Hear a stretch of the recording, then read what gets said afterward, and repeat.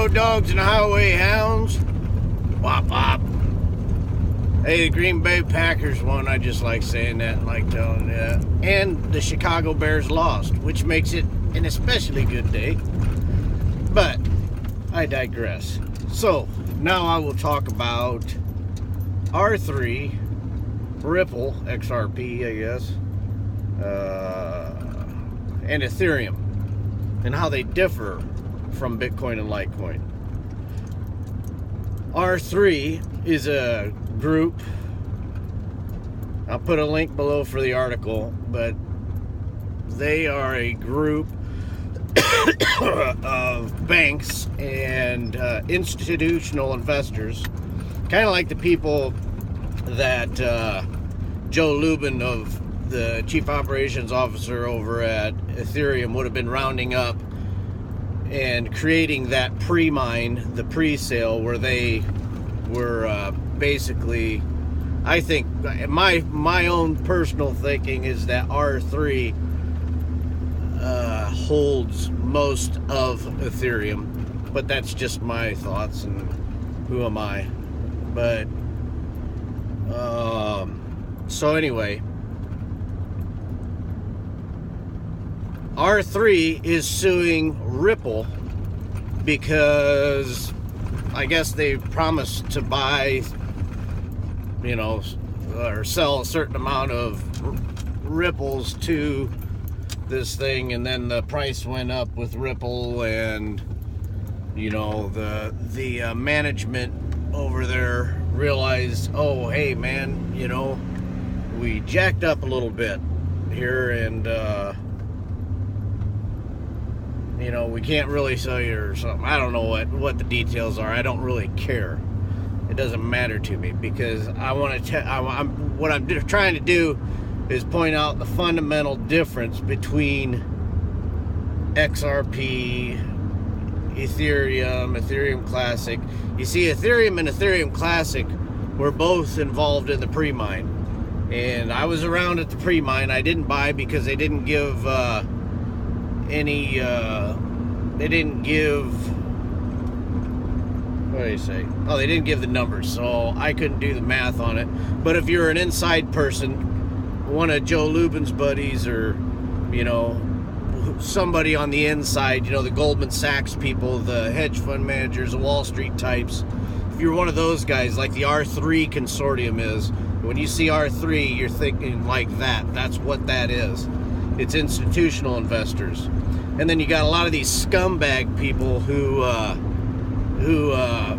are on these cryptocurrency channels and YouTubers and vloggers and bloggers and whatever the heck they are, and they're like, oh man, we got to get in on Ethereum because the banks are going to be in on it and we're going to make all kinds of money. And it's like, okay, let your greed make your business decisions, or whatever.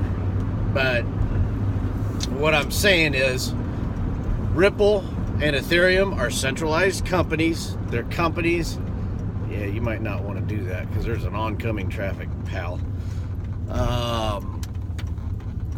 Holy cow, that sun is friggin' bright.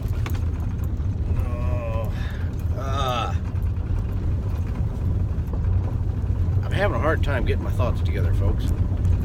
Too much stuff going on. But, maybe you shouldn't be driving. Shut up. So R3 is suing Ripple. And so what happens if the company that's associated with Ripple goes suck? Goes to crap. Well, Ripple, the token Ripple, or the token Ethereum, if the Ethereum group goes to crap,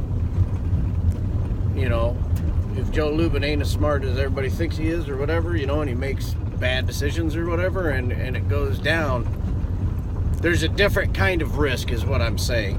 You're dealing with coins. You're dealing with corporate tokens. They're not coins. Coins are money. Tokens are just, anybody can make a token. But gold is money. Silver is money. Bitcoin is money. Litecoin is money, in my mind.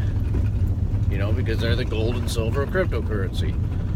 So you can build a business around it like I am. Oh yeah, by the way, there's my logo, LFS, Liberty Freight Service. You can go to libertyfreightservice.com or litecoinjesus.com. By the way, when I say that Litecoin Jesus, it's kind of tongue-in-cheek. I think it's kind of funny. But when Charlie Lee calls you Litecoin Jesus, I mean, what more credibility can you get for that? So whatever, I'm running with it. Bought the domain name, whatever.